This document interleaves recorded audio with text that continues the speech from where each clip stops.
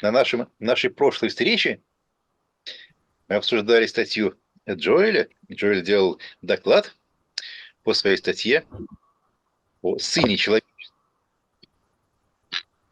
И Маша, которая в прошлый раз отсутствовала, сегодня хотела сделать дополнительные сообщения, связанные с докладом Джоэля. Надо будет, надеюсь, что будет довольно короткое.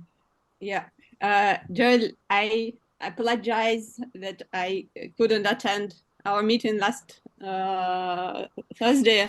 However, I listened to the recording of the seminar, and moreover, I looked quickly again through your articles, and I have to say that I finally was persuaded by your idea, and now I'm your follower and believer.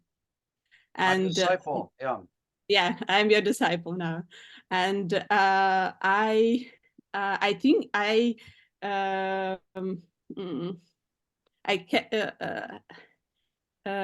some additional arguments came to my mind. I think I haven't found them in your articles, and I'm not sure that whether someone already articulated them elsewhere. But yeah, maybe it's something not important, but I would be grateful for your opinion about my considerations about that. I will show my file about that. Yeah, with some ideas. Oh no, that's not what I need. Yeah, this one.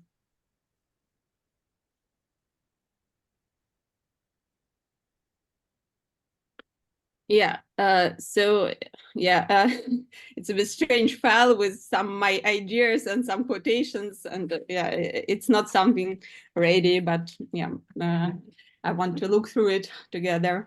So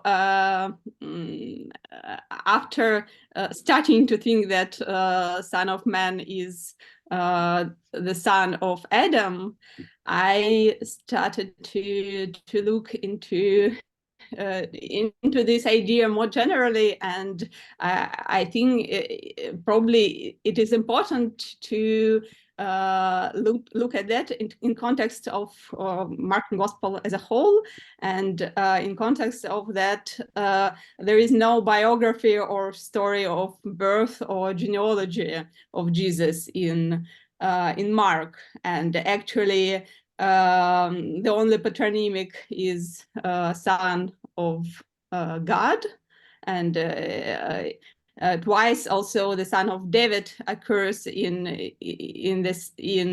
I think said by demons called him son of David, and also there is no biography, and the only what we know about his birth or his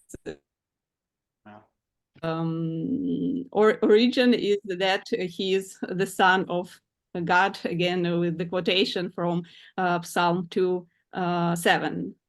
And in this respect, it's very interesting to compare it to Matthew and Luke, and in Matthew, as everyone knows, we have a long genealogy which goes back to Abraham, and Matthew is for Matthew, Jesus is Davidic Messiah. He is son of David and son of Abraham, and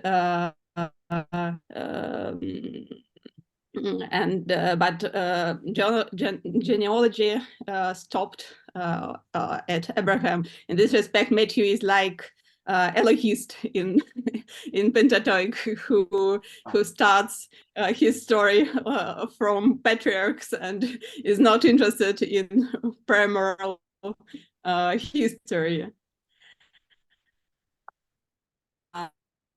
in Luke, this genealogy is prolonged, and it goes back to Adam and God.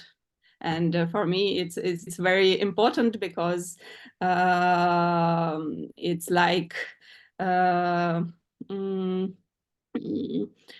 if we look at this Son of Man and Son of God as some notion about some knowledge about the origin of about genealogy of Jesus, we can say that Mark just cut the last part of the genealogy and has only the son of Adam and son of God, and nothing else is the rest of story is not interesting for him, so Mark is like Yahwist, Matthew like Elohist, and Luke compiled everything together and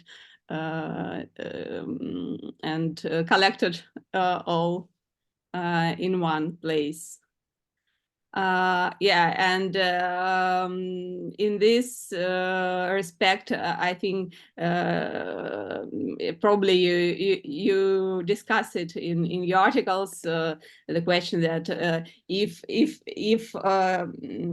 Jesus doesn't have any normal genealogy, he's like it's like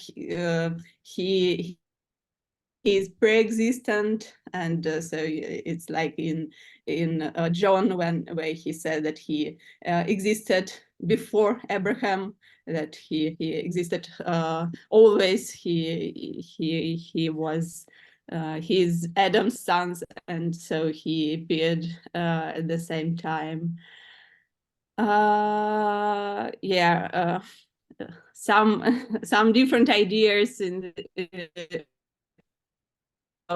here, and this is idea which I found in the article about Mashiach of Talmon.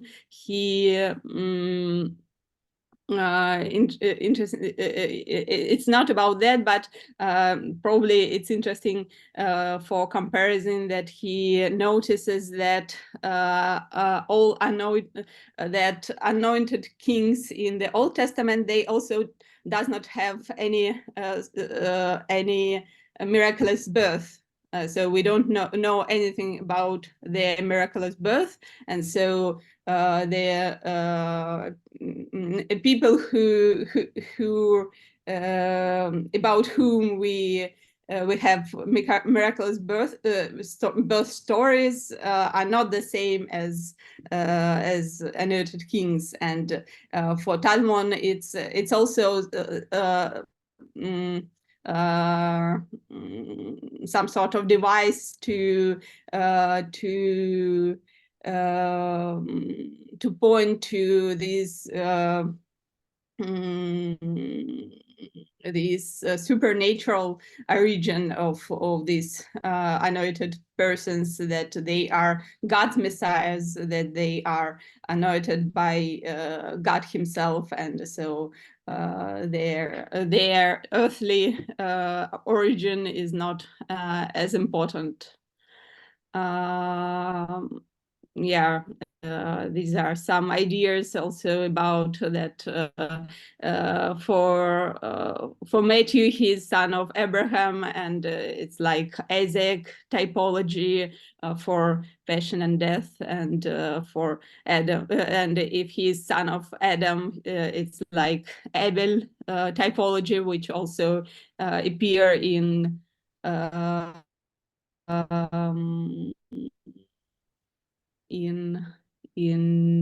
Hebrews, I think. Yeah, this comparison with Abel as the first victim.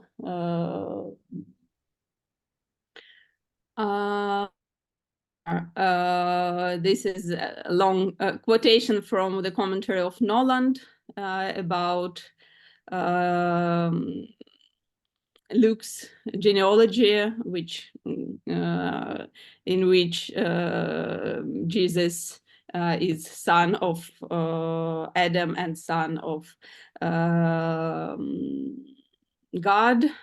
Here, probably you quoted it in your article, the quotation from Philo, where he says that the father of Adam is the eternal God, and in this respect, they are again this connection between God and Adam are more even more sound. Yeah, I think it's more or less all. The last thing which I it's not so connected with previous idea. So the previous first idea of mine is connected with this genealogy and with lack of genealogy and in Mark. And the second idea is that probably for this discussion and for your argument, it's not so important that just all Son of Man contexts in the Old Testament, but probably it's more important that at least in some passages, and here I quote Sirach, but I found some more of them. This Hebrew expression, Mne Adam, is translated as you use Adam, not anthropo. And for me, it's more important because it means that at least it could be understood this way as the name. So it was not understood by all readers as just man, or just some awkward way to say a man. But it was like in Lewis, Sons of Adam, this expression occur, and in the mind of speakers, it meant sons of the Adam, the first man. Probably the sense was not the same as when it was applied to Jesus, but at least such variant of understanding existed. And I think it's very important. And following this idea, I think it's also important that we see in Gospels, but not only in Gospels, in the Septuagint and in other texts as well, that many names can be in two forms, in translated form and in transliterated form, and it's just okay.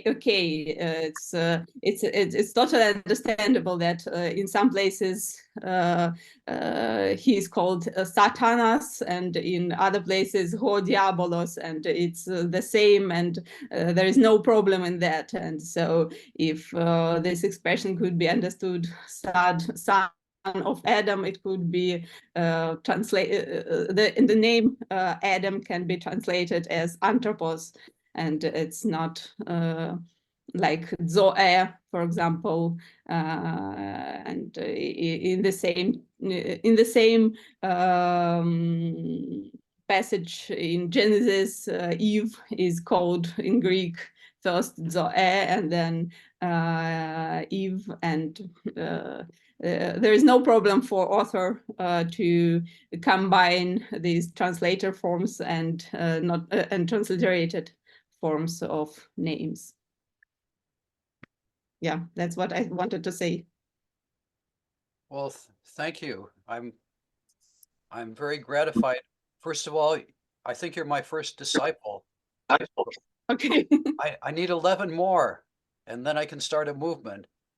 But no, those are some very valuable observations, and I think I do, you know, say somewhere, or at least I thought it, to make a comparison between the way Jesus appears in Mark, as a full-grown man, and the way Adam appears, uh, in the story as a full-grown man. And I don't know, maybe I didn't write it down, but I thought I Yeah. did. But some of these other things I hadn't thought of, and I'm especially glad to see passages like the Sirach 49, because I think you're right that it's important to my case. Yeah, it's important. Yeah, it's not about that, but it's. I think it's the first passage where Adam is glorified, and I think Yeah, you said to you. Yeah, yeah, I have. that's very important for my case because, I mean, frankly, a lot of where my thought was starting from was these rabbinic traditions about Adam, which Gary Anderson and others, Gary has a really good long article that he never published, and he published a shorter form of it.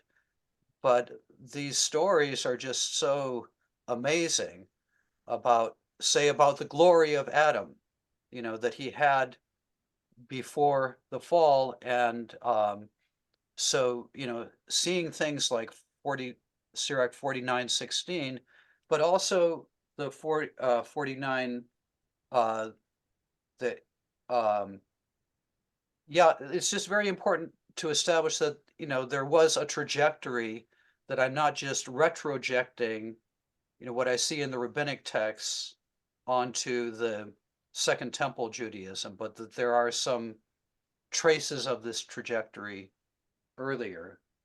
So I hope you will develop these uh, ideas. And yeah, It thank you was. very, very much. Yeah. And what do you think about my comparison with Luke's genealogy? Is Yeah. it No, is it yeah, for that's you? important. Yeah, that it goes back to Adam. And again, I thought that I had mentioned that somewhere, but maybe I didn't. I mean, but yeah, and your comparison also with the Elohist and the Yahwist was interesting, though I'm a little bit confused. Like, who's like the Yahwist and who's like the Elohist? Elohist, he starts with Abraham and like Matthew, and Okay. Uh, he Okay.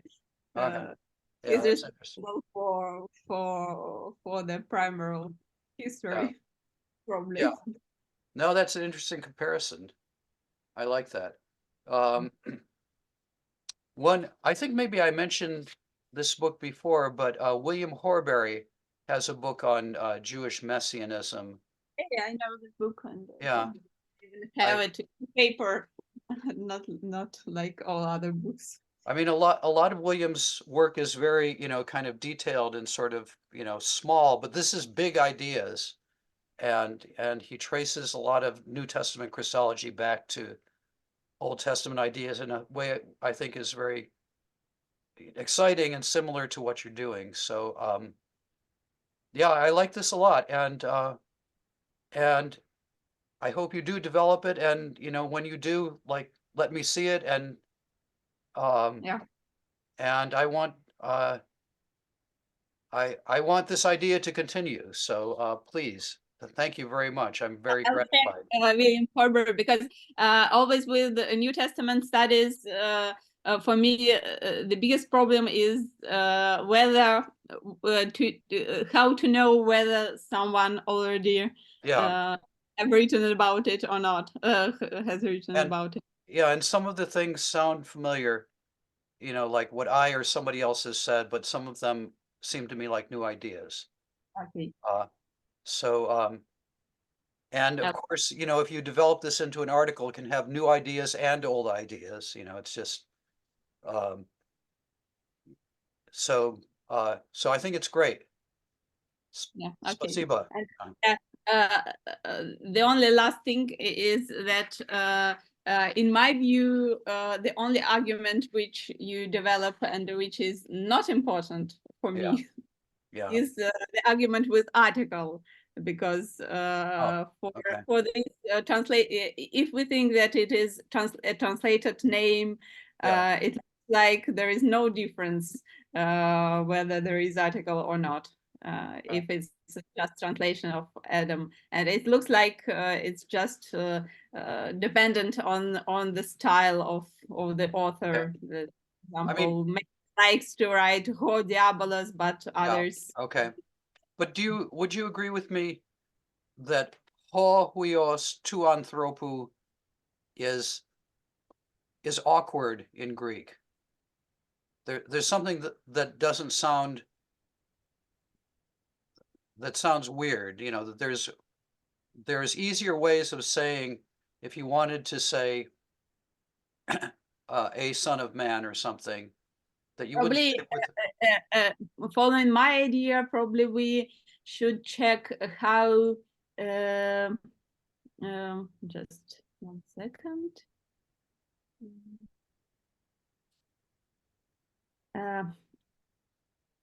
Now I think that these two, it could be their way to introduce patronymic, as I told, because there are two, or either this Semitic way to say you, Yeah. Okay. or we should check. I'm not quite sure that it's okay to write patronymic just with names without any articles. At least it's normal with articles. That's what I'm Okay. sure. But it's Yeah, just, yeah, this ho huios with the definite article, and then tu anthropou with the article. yeah. I now think that probably it's another indication that it is a patronymic. Oh, okay. At least it would be nice if it's. Yeah. Okay. Well, that's a question anyway. So, um, Yeah, we should. yeah, you have, that's one of the advantages of Russian. You still have patronymics, Yeah, and they're important. Okay. Well, thank you very much. yeah. I have the second part of this presentation, but probably it's about suffering. But maybe we can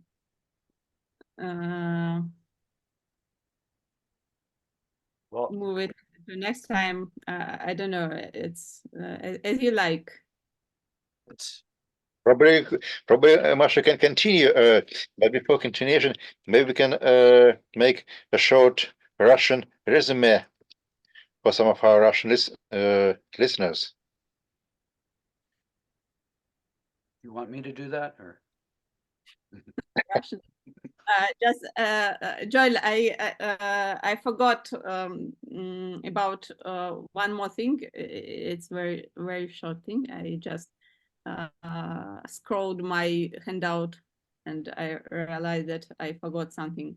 After all these ideas, there are some pages from Mawinkel, Oh, who right. you probably know very well. And I think he actually agrees with you. And it's not your idea, but Mawinkel's. He doesn't say it as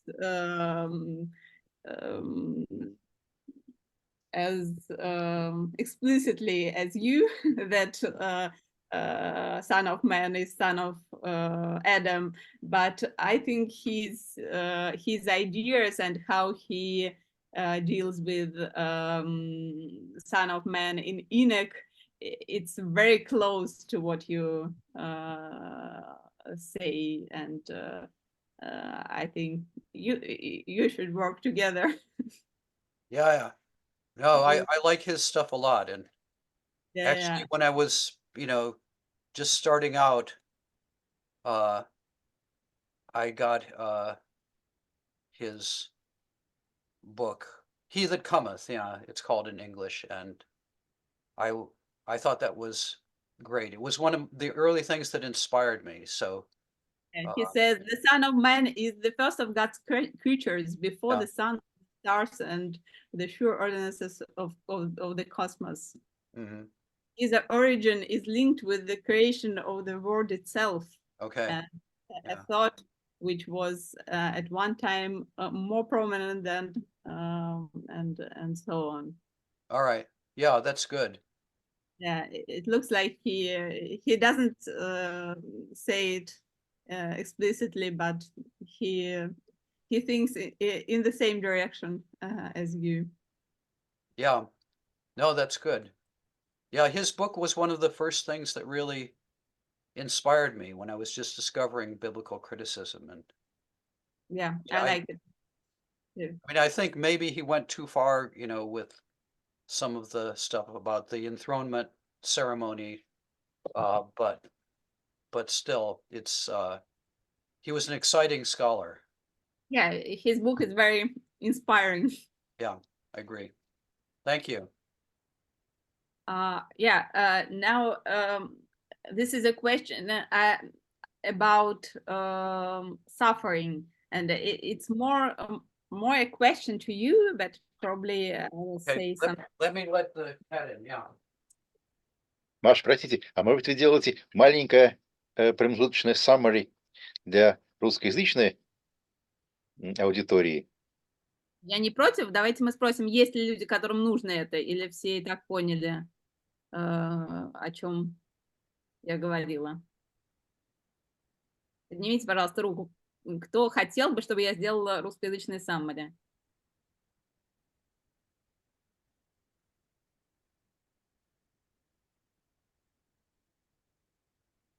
Видимо, нет желающих. Окей.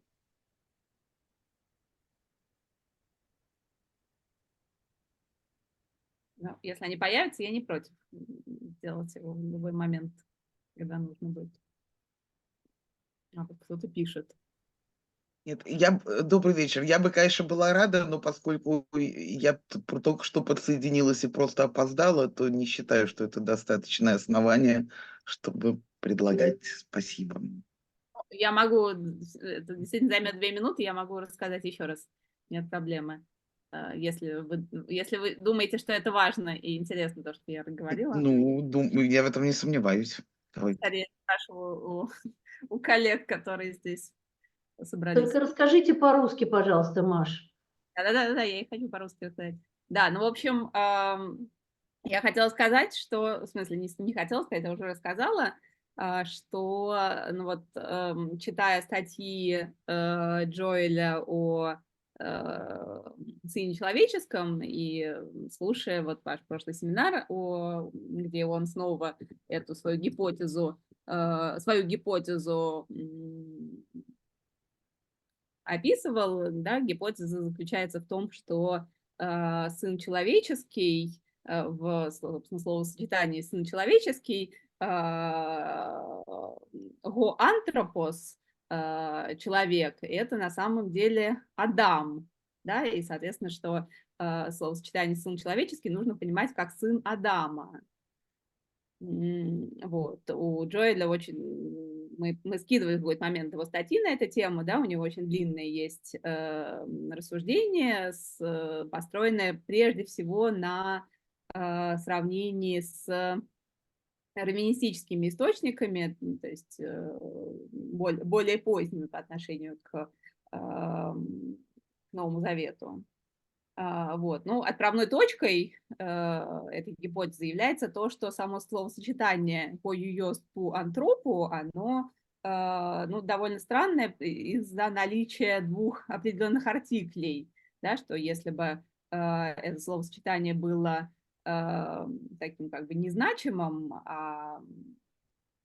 как сказать, да, как в арамейском языке Бен Адам, это был бы просто еще один способ, или в арамейском бар Адама, в еврейском Бен Адам, да, если бы,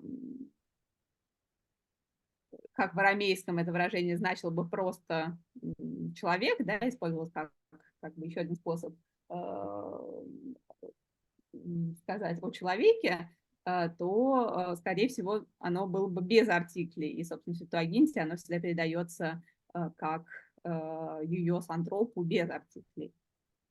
Вот. Ну, в общем, как-то думая на эту тему, вот, по поводу гипотезы Джоэля, мне пришло в голову следующее, что вот в этом контексте интересно, что если сравнивать Евангелие от Марка с другими Евангелиями, то ну, таким как бы самым значимым, собственно, его отличием является то, что в Евангелии от Марка отсутствует какая-либо биография Иисуса, да, отсутствует история его рождения чудесного, отсутствует какая-либо генеалогия, да, и даже нету толком патронимики, да, ну, в общем, то есть он такой человек ниоткуда, нам ничего о нем не известно. Вот. Единственное, что нам о нем известно, это то, что он назван Сыном Божьим, и ну, вот в первой главе во время сцены крещения глас небес говорит: «Ты мой сын возлюбленный». Единственный, да, то есть, соответственно, так сказать, единственное, что мы о нем знаем, это то, что он, так сказать, напрямую от Бога происходит. Вот. И в этом контексте мне показалось, что очень интересно, да, что получается, что если мы считаем, что вот это вот туантропу это на самом деле Адам, да, сын Адама, то в таком случае получается, что это как бы единственные сведения о его биографии, которые мы имеем, да, что он сын Адама, да, все остальные герои как бы пропущенные. Вот. И я решила, что интересно в этом контексте это сравнить с, соответственно, другими Евангелиями, другими генеалогиями. Вот. И что мы здесь видим, да, все это знают прекрасно, Матфей называет Иисуса сыном Давида и сыном Авраама, да, и дальше приводят длинную генеалогию, да, которую он начинает как раз, в смысле, возводит к Аврааму, ну, начинает с Авраама, да, то есть он как бы начинает с истории, начинает с патриархов, да, для Матфея получается, что как бы важно, что это именно давидический мессия, да, который вот ведет свое происхождение от Авраама. Вот. В противоположность этому у Луки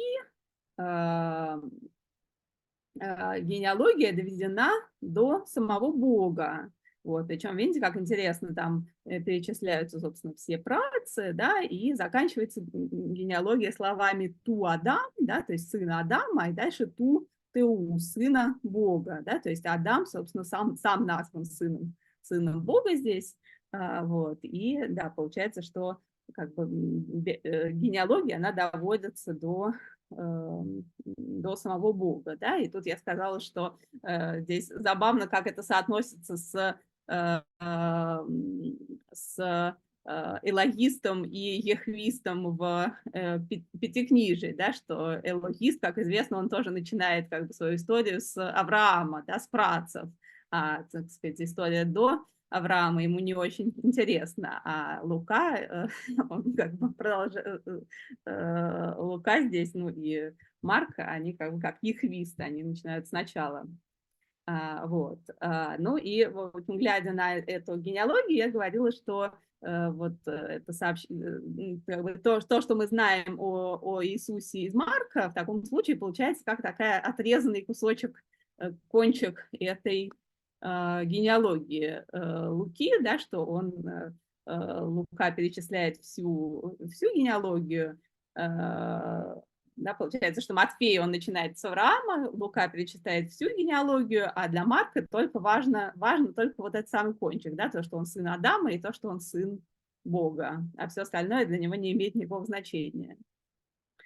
Вот. Ну, дальше я тут стала вспоминать про разные вот эти идеи, это уже скорее у Иоанна встречающиеся идеи как бы предсуществования, да, что Сын Человеческий или Иисус, он как бы он существовал всегда, да, вот Иоанн 8:58, да, что я существовал до того, как появился Авраам, да, ну и эта идея вообще вот того сравнения с Адамом и пресуществования, она довольно много встречается. Вот, здесь вот цитата из комментария к Евангелию от Луки, где он как раз, Ноланд обсуждает вот эту вот идею, что Адам тоже является как бы прямым сыном Бога, да, и что вот он приводит цитату из Филона, где такая мысль встречается, да, то есть как бы получается, что Иисус, он является одновременно сыном Бога, да, как бы внуком, внук Бога, сын Адама в этой классификации. Вот, ну, в общем, это более-менее одно и то же. Вот, да, и последнее, да, что я говорила, ну, наверное, на этом можно закончить, да. Наверное, последнее, наверное, что можно отметить, да, что это как бы другая мысль немножко, да, то есть первая идея это то, что это самый сын человеческий, это такой как бы способ ввести какие-то сведения о происхождении Иисуса и, так сказать, сразу его сделать такой вневременной и, так сказать, предсуществующей фигурой. Вот. Да, вторая мысль, на которую я обращаю внимание, еще то, что мы рассматривали в прошлый раз разные пассажи в Септуагинте, как они переводятся, и где встречается выражение еврейское «бен Адам», да, и где оно обычно переводится как «юйос антропу». Вот. А я обращаю внимание на то, что вообще-то интересно то, что есть энное количество пассажей, где оно переводится не так, а переводится через «юйос Адам», да, и, собственно, слово «Адам», оно транслитерируется и понимается именно как имя, вот, и, на мой взгляд, это может быть даже более важно, чем просто, так сказать, случай, где встречается «юйос Антропа», потому что ну, это значит, что такое выражение, вот именно где второй элемент понимался как имя, да, как отсылка к конкретному герою, вот, они важны, да, то есть мы знаем, что действительно в языке такое выражение существовало и для читателей или для говорящего вот это слово «Адам», оно действительно значило персонажа Адама, да, праотца Адама, а не просто какого-то человека или человечества в целом. Вот, это важно, да, потому что если мы считаем, что го антропос в этом выражении это перевод этого имени, то, ну, соответственно, как бы нам важно, что кто-то использовал, что в каких-то случаях оно выступало именно как имя в этом выражении. Вот, ну и да, последнее, что я сказала, это то, что вообще само по себе вот это чередование, то, что какие-то имена транслитерируются и рядом в похожих контекстах переводятся, да, и это очень частотная штука, да, ну какой-нибудь Кефа и Го Петрос, да, или Зоэ и Ева, это мы все знаем эти случаи, да, и знаем, что или сатанас и диаболос, да, для авторов это часто такие взаимозаменяемые вещи. Даже вот Михаил Георгиевич, когда мы переводили последний фрагмент, он тоже сказал, что надо сатанас переводить как враг с большой буквы. Вот он, так сказать, тоже пошел по этому же пути. Вот, так сказать, это как враг вместо сатана. И также и здесь человек вместо Адам. Все, спасибо. Спасибо, Маша.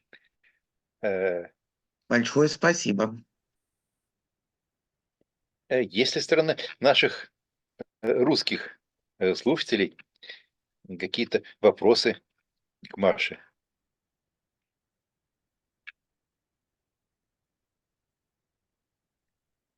Маша, тогда у вас была еще вторая часть про suffering. Да, у меня была вторая часть. Сейчас я попробую сказать, но не так хорошо. Да.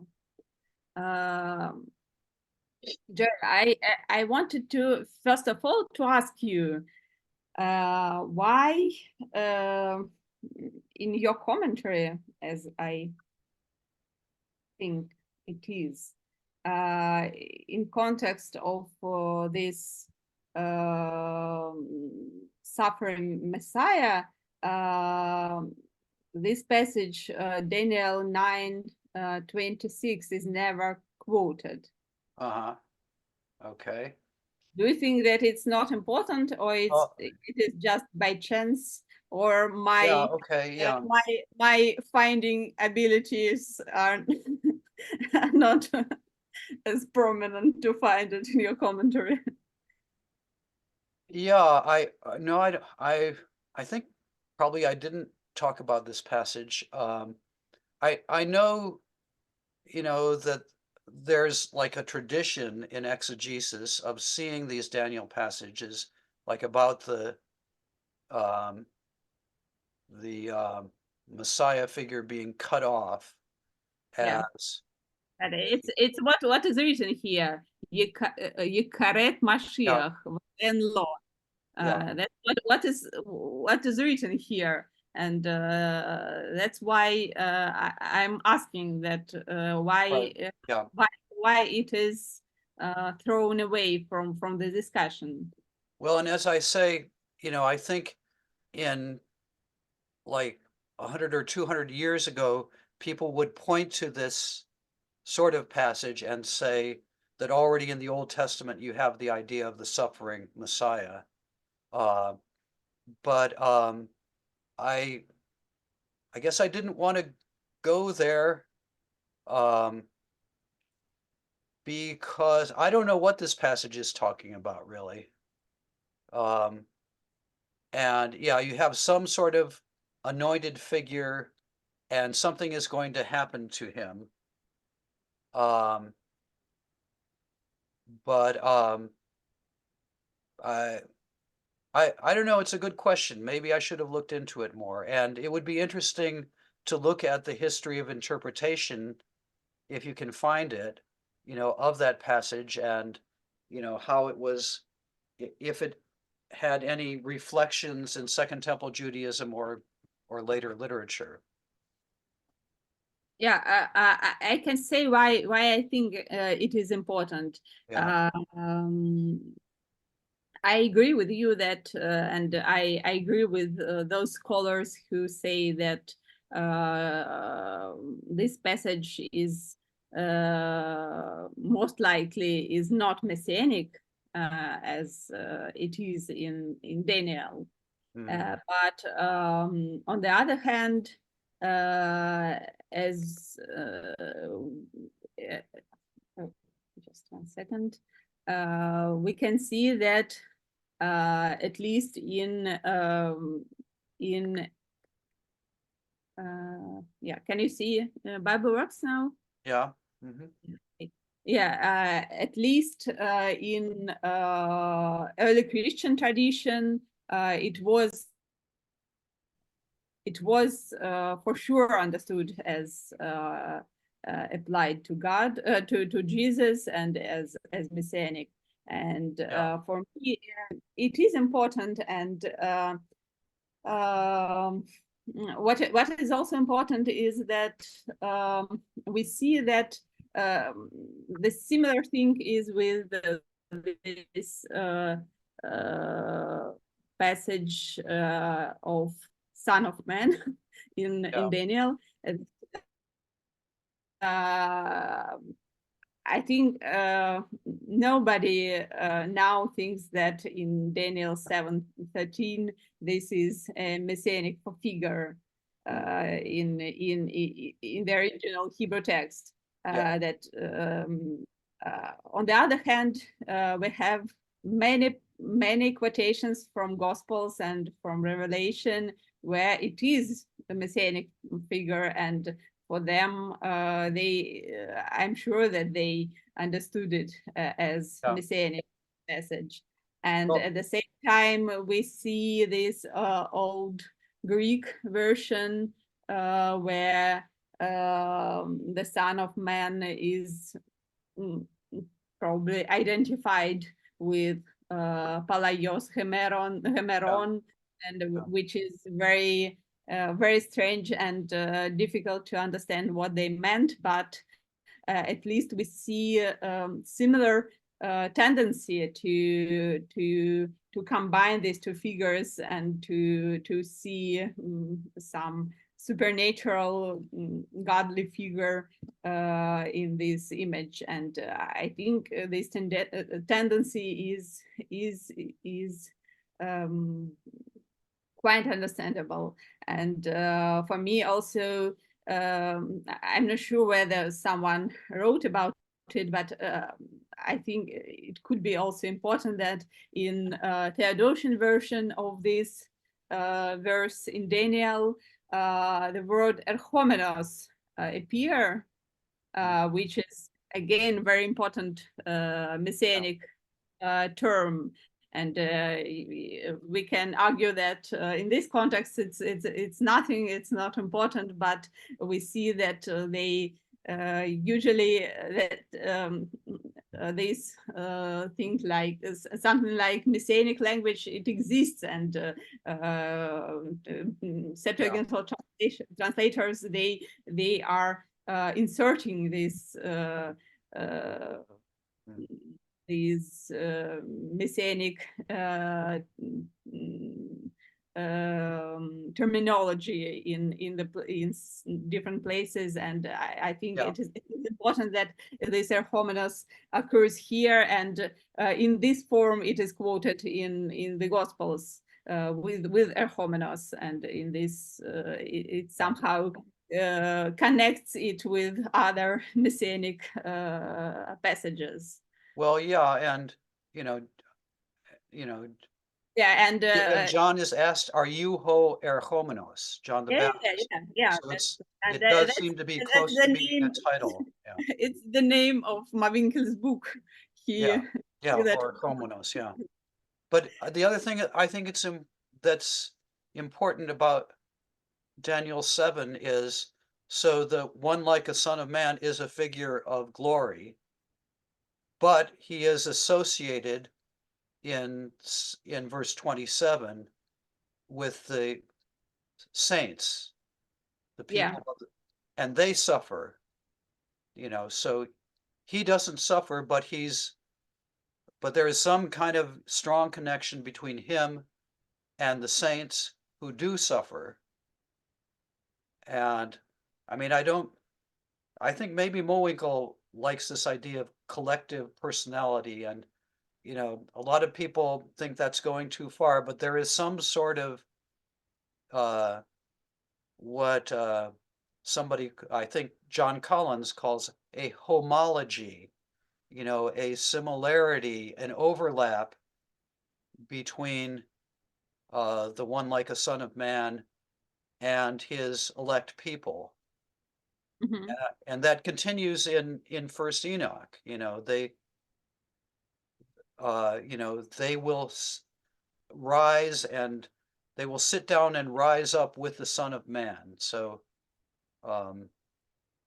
I think Daniel 7 is really important. It's obviously just so important for New Testament Christology, and maybe that suggests that we should also look at other passages in Daniel as in this respect. I think that it's very strange that we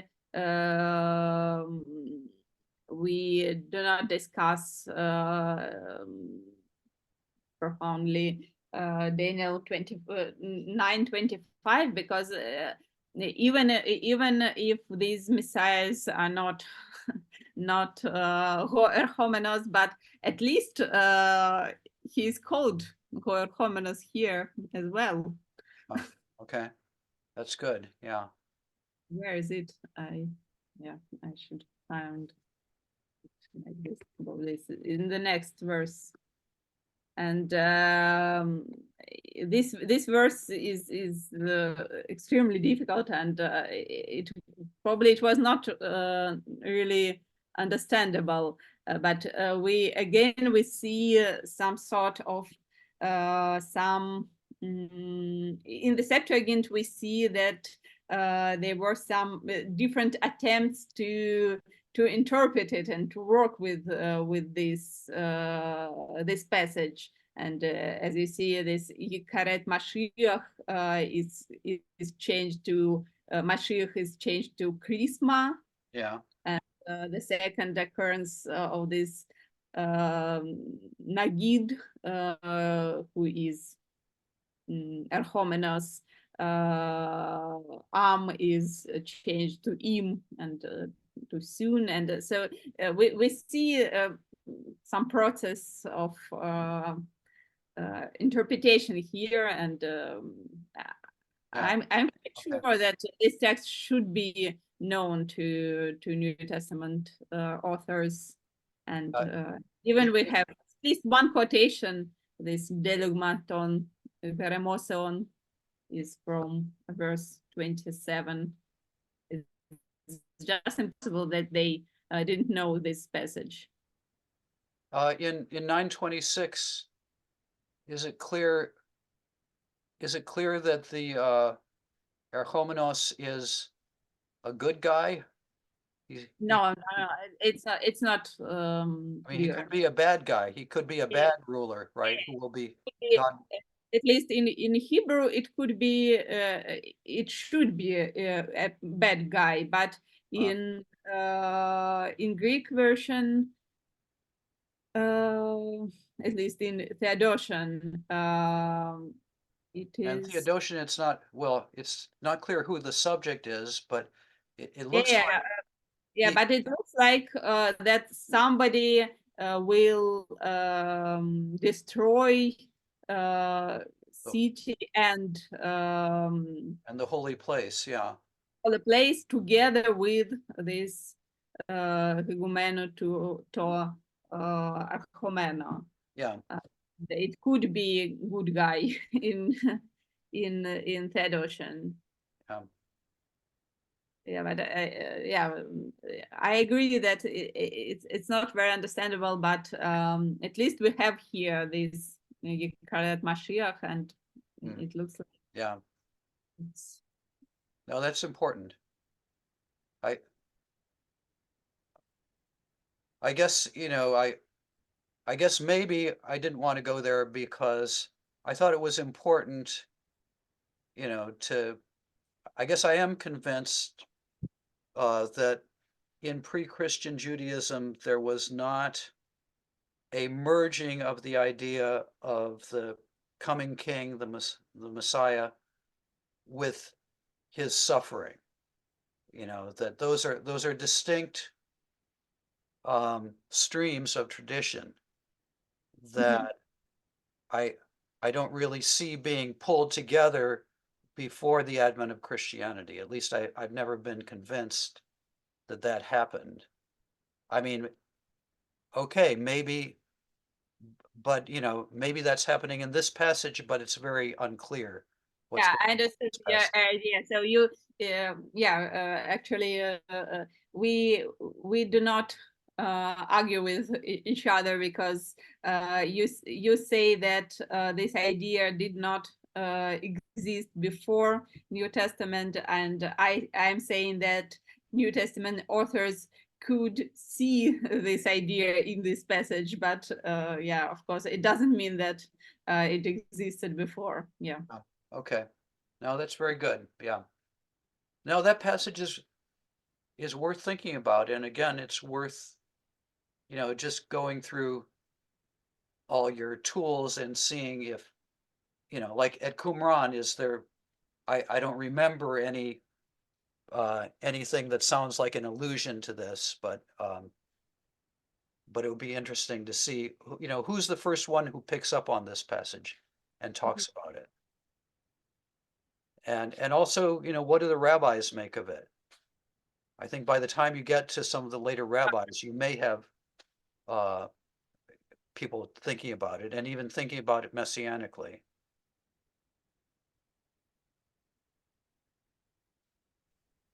Okay, thank you. No, thank you.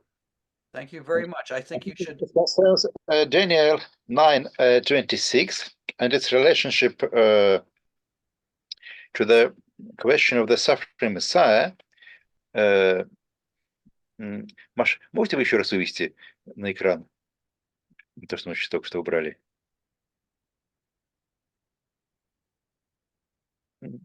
Yes, I think it's very interesting that Mashiach in the Hebrew text is translated not by Christos, which should be quite natural, but by charisma in the Greek text. I think this may be related to the fact that by the time Daniel, Hebrew Daniel, was written, Mashiach was not yet a technical term with the meaning Messiah. So that there was a certain person is being alluded to, which occupied some office, and in order to occupy this office, he went through the ritual that calls him Mashiach. Okay, and then this person is suffering and destroyed, and he's no more there. But maybe it was just several decades later when this Hebrew text was to be translated into Greek. Christos has already become a messianic term, so that a literal translation that metaheptaka kahevdemekanta kahexekanta Dieu apostasesatai ho Christos uk este. This would have meant for the Greek reader something completely different from the original Hebrew text, namely that the Messiah, or Christos, would suffer. And in order for the text not to be read in this wrong way, wrong from the point of view of the Second Temple Judaism, the translators render this as charisma and not as Christos. What would be your opinion on this idea? Yeah, Joel, it's Marie? interesting. It's interesting. I think that's a very interesting idea. I'm still puzzled why the translation is charisma, and what sense does that mean? Like an anointing will be apostathesetai.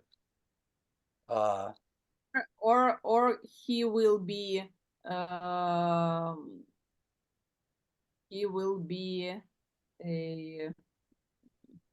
destroyed, and charisma and prima uk est in an auto. Yeah. Okay. At least in I see. in- Okay. So you're Yeah. taking Krima as both being the subject of Estin? yeah, it Uh, could be, I think so. Yeah, and these are some variants from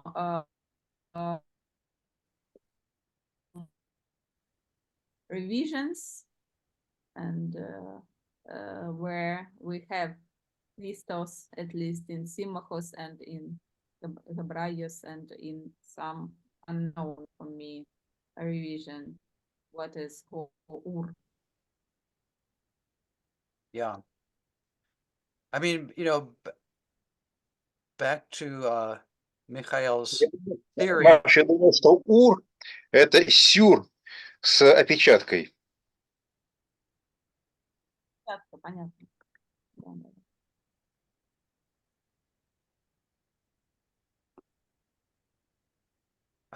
I mean, I think Christos is, it's starting to become a technical term already by the time that Psalms of Solomon 17 is translated into Greek. And I don't know when that happened, but you know, so your theory is plausible if we can backdate, you know, that would be the way that I would try to get a date on when Christos becomes a technical term.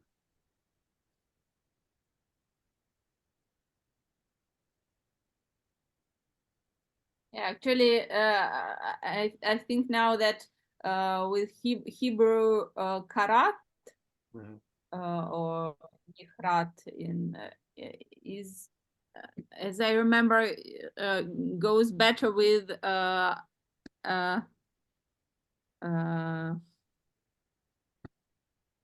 not with people. So it's not to kill, but more to exterminate. And so charisma is goes better with this verb than Christos. No, maybe I'm wrong, but I think that Yikaret is the name of a punishment.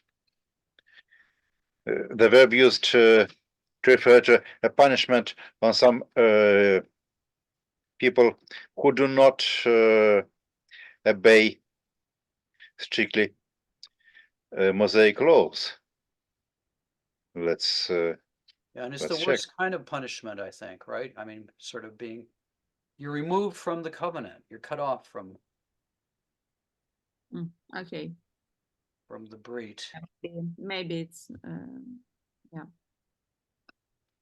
Yes, for example, in Leviticus 7:20,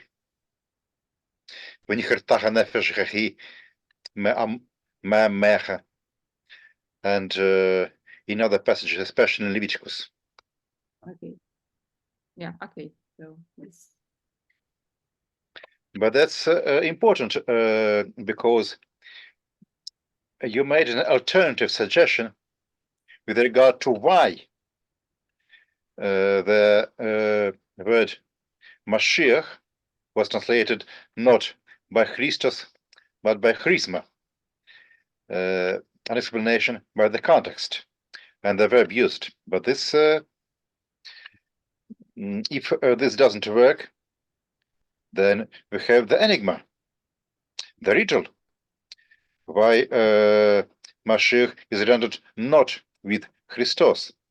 And it seems that the idea that we just talked about, namely that this was done on purpose in order not to create a suffering Messiah, All right. maybe probably the only reason that I can see for the moment. Well, Maria, I For think the Daniel and Theodosh, yeah. yeah, but also yeah, I don't like your argument because Christos appears in this context two more times, and that it's just it's more contextual thing in my view. Maria, I think you should devote the rest of your scholarly career to this problem. That'll, please. No, I have too many things to do. Well, at some point. I will try to develop it as well. My life. Masha, what passages do you have in mind when you say that there are other cases where But Christos is? известный пассаж, в нем несколько раз этот Христос встречается, и непонятно там, так сказать, как они друг с другом соотносятся, какой из них Христос, так сказать, где. Вы имеете в виду какой стих? Вот стихи 25-26, они очень запутанные, и там этот Христос же 2 раза появляется, но Да. Септуагинта одного меняет на Хрисма контекстуально. Ну, в общем, мне кажется, там очень сложно как-то все это говорить так, чтобы как-то всерьез. э, Ну, в смысле, что я не говорю, что я даже не имею в виду, что вы точно не правы, просто мне кажется, что там настолько сложная вся эта история, что вот так просто говорить, что они избегали термина «Христос», точно невозможно, потому что в том же стихе этот Христос появляется. Нет, нет, нет. Моя идея совершенно в другом заключается. Не в том, что они избегали слова «Христос» как таковое, а в том, что, вот смотрите, у нас есть 9:26, где у нас появляется слово в еврейском тексте «Машиах», появляется в контексте, где про него говорится, что он будет «Екарет», ну, вот давай А, как-то истреблен. Вам кажется, что они избегали этой идеи именно, что он будет истреблен? Да-да-да. Потому что если мы посмотрим на следующий стих, как раз вы можете вывести на экран, то там у нас тоже появляется слово «машиах». Вот. Но оно у нас появляется совершенно в другом контексте. Здесь совершенно не говорится, что что-то плохое с этим самым Машиахом случится. Здесь Машиах выступает как некая point of reference for chronology. И как раз мне кажется, что сопоставление этих двух стихов, которые идут подряд и содержат в себе один и тот же еврейский термин, и, скорее всего, все-таки одним и тем же переводчиком переводились, не то, что посередине между этими двумя стихами у нас переводчики сменились. Говорят о том, что это Да. подчеркивает странность того, что в 9:26 у нас тот же самый переводчик, который то же самое слово «машиах» в 9:27 перевел как «Христос», здесь постарался этого не делать.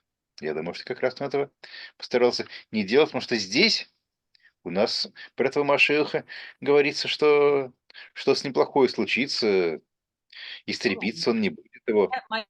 Моя идея только в том, что здесь все равно, даже в еврейском тексте все равно непонятно, как эти два Машиаха соотносятся.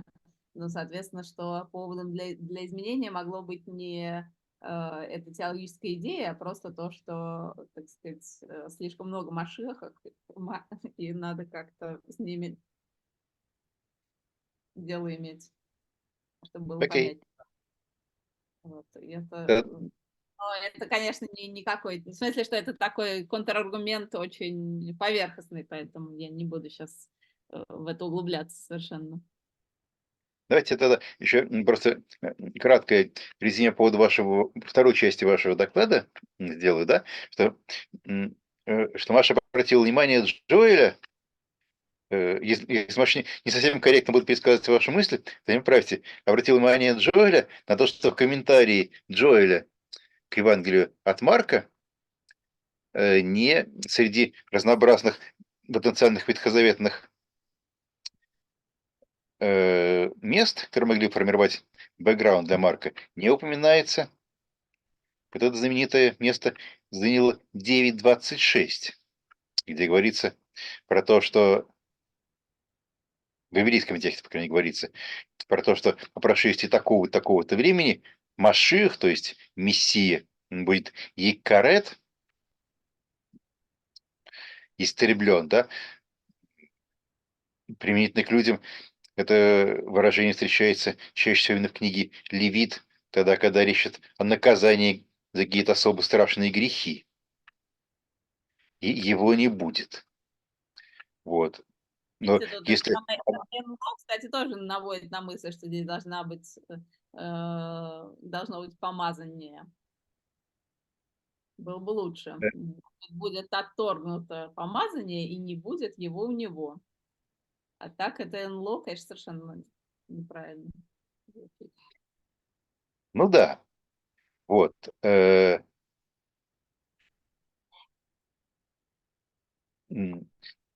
Джоэль согласился с тем, что, может быть, это место как заслуживает особого внимания, но если я правильно понял, Джоэль сослался на то, что это место как-то именно в христианской интерпретации часто и явно не по делу связывалось с христологией Нового Завета,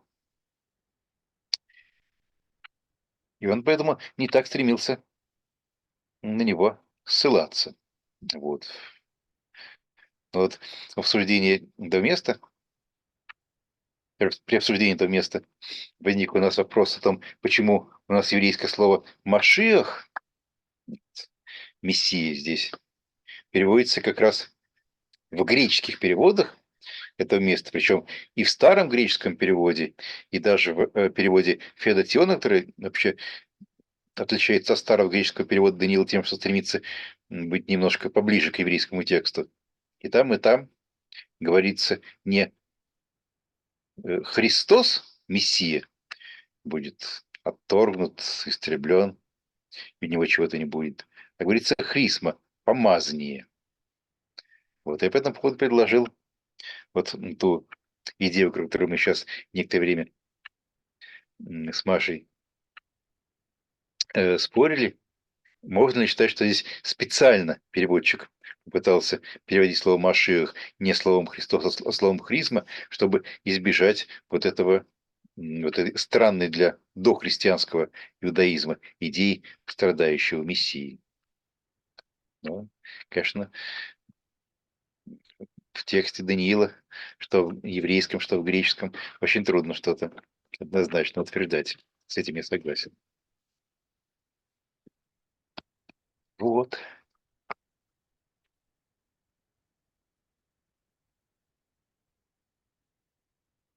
Спасибо за пересказ.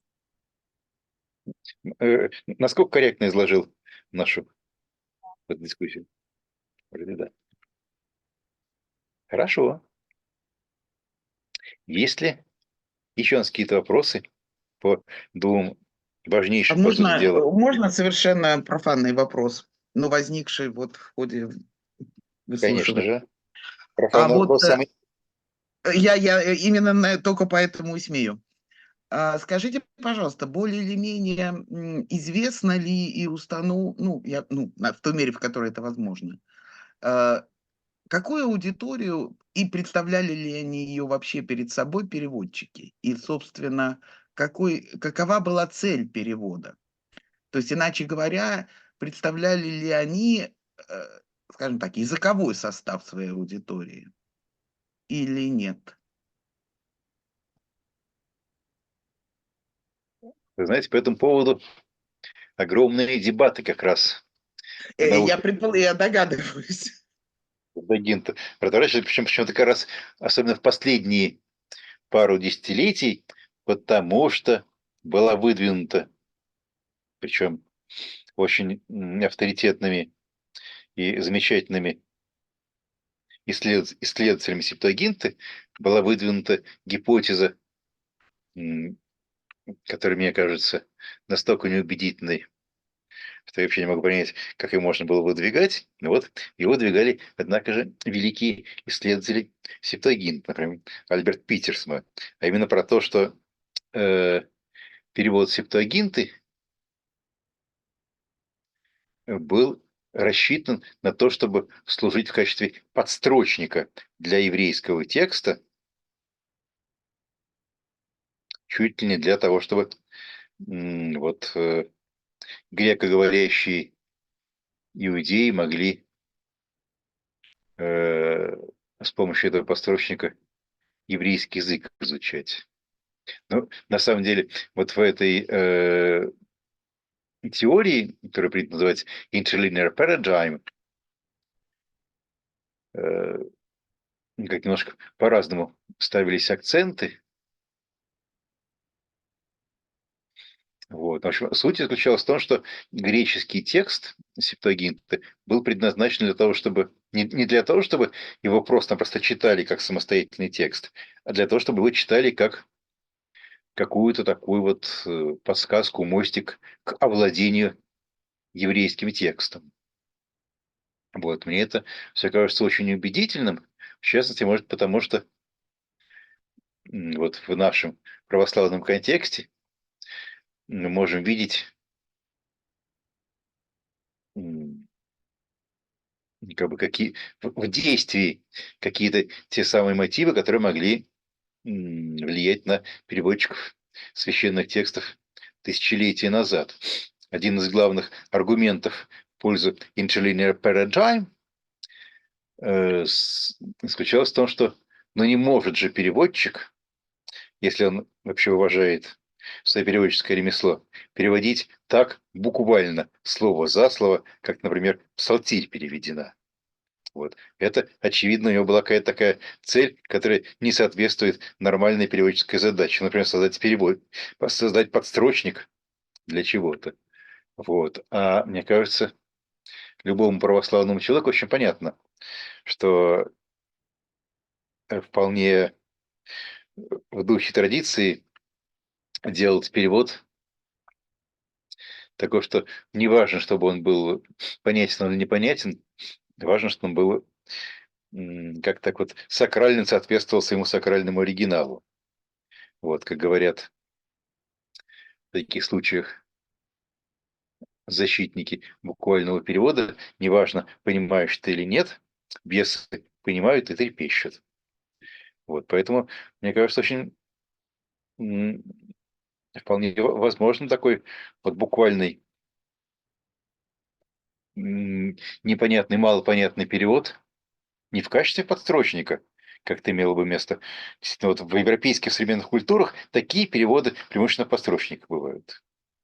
А вот в традиционных переводах, ориентированных на какое-то такое магическое использование текста, вполне могут быть очень-очень буквальные переводы без всякой interlinear function. Спасибо. Я тогда позволю пару по поводу. У меня в свое время были очень большие споры с Гайко Рутюновичем Тараняном, который был совершенно непреклонен и считал, что перевод совершенно не обязан читаться и пониматься по-русски, что мы переводим вовсе не для русского читателя. С кем, простите, я пропустил фамилию? Таранян, Гайко Рутюнович Таранян. Окей. Вот он совершенно полностью придерживался вот примерно того, что вы сейчас описали. А речь шла, простите, речь шла о переводах каких текстов из какого языка? Ну, латынь и греческий. А каких текстов? То есть последний раз мы с ним, ну, собственно, у меня до этого я знала его общие принципы, а столкнулась, когда вот вестники в приложении шли его переводы речей и эсseя. И сколько я не пыталась, ну, как-то вот попробовать это сделать чуть более читабельным, он был совершенно непреклонен и говорил, что задача перевода вовсе не в том, чтобы получить удобный текст для чтения по-русски. А именно он должен соответствовать учености, показывать, ну вот точно, то я это к тому, что, соответственно, сама по себе игра с разными языками и выбор перевода или транслитерации, она может тоже этим объясняться. Вот. Все, спасибо. Спасибо вам. Окей. Мы сегодня про два таких. Маш, насколько корректно я, на ваш взгляд, сделал такой популярный рассказ про interlinear paradigm? Может, я был слишком субъективен? Отлично. Да. Потому что, когда я встречаюсь со своими западными коллегами, которые занимаются септагинтой, я постоянно говорю, вообще, как можно всерьез вот, великим людям было такое дело предлагать в качестве объяснения происхождения септагинты. Но надо сказать, что очень многие люди не менее великие, скажем, Ян Йостон, полностью соглашались со мной, что главная загадка с Interlinear Paradigm заключается в том, как она могла возникнуть. Хорошо. Если можно, еще одно совершенно житейское воспоминание. Я помню, как мне попалось давным-давно русский перевод, изданный каких-то там ранних работ Бурдье. Это было, то есть читать по-русски это было абсолютно невозможно, надо было мысленно перевести обратно на французский. Да, при этом я читал книжку, которую до этого по-французски читал. То есть мне надо было ее обратно перевести мысленно на французский, чтобы понять, собственно, что в этом русском переводе. Вот, может быть, это тоже... Ну, то есть так или иначе, вот, мне кажется, это интересно, что переводчики могли иметь в виду сразу оба языка. Ну да. Вот. Но может они при этом имели в виду сразу оба языка, но не имели в виду, что читатели будут знакомы сразу с двумя языками. Вот в чем проблема. Окей. Хотел сказать, что вот сейчас мы, получается, в нашей сегодняшней встрече про два важнейших термина поговорили. Про термин «сын человеческий», son of man, и одновременно про слово Христос, Машиах, Мессия, в контексте того, когда возникает у нас образ страдающего Мессии. Вот. Если по поводу того, про что мы сейчас говорили, дискутировали, спорили, какие-то еще вопросы, предложения и замечания?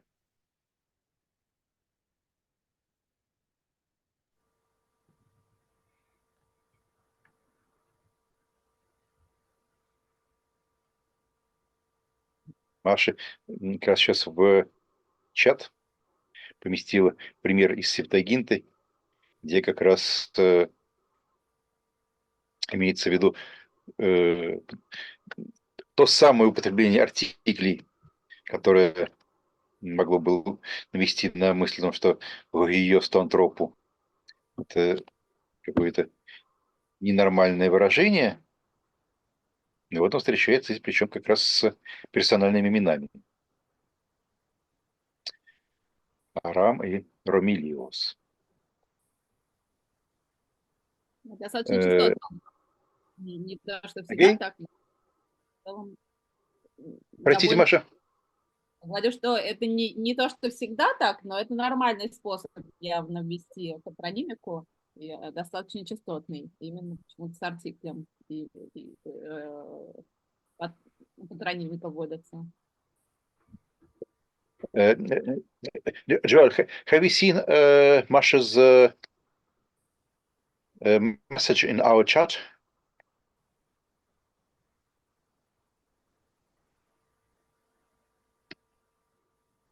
This deals with our earlier discussion on the usage of articles while mentioning the patronymics in one's names. Yes, yes, that is relevant. Thank you. Yeah. And it has the same structure. Yeah, and it's not the single case, and there are much more like that. Yeah. It's not always like this, but it's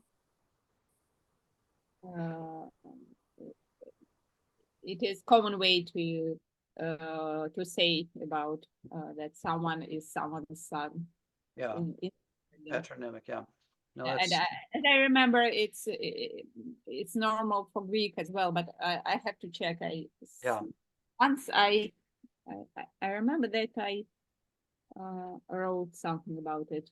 I'll try to find it. well. Okay. Thank you for this seminar. Yeah, Thank you, Joel. Our seminar, as you see, is very, very slow reading with the possibility to stop and to discuss the key terms at key places of the gospel narrative. Well, that's ideal. That's an That's ideal ideal. seminar. Yeah. Yes. So we meet each other next Thursday. And Yes. hopefully continue at a pace of about one verse per meeting. We should be much quicker than our last meetings. Yes, I hope to finish this in the years that are left to me. Yeah. I'm sorry, I just wanted to add that I found where I wrote about it, and I wrote there that this way to introduce pantarimic is not like in classical Greek, and it Okay. never occurs in classical Greek, but it is common in the Septuagint. Okay, that's interesting. Yeah, did you publish that or? I'm not sure. I can send you Okay, Russian, yeah, but I think it's clear even in Russian. thank Because you. it's more with these examples. Okay, Okay. Okay. Bye bye. Thank you. bye-bye. Thank you. Thank you very much.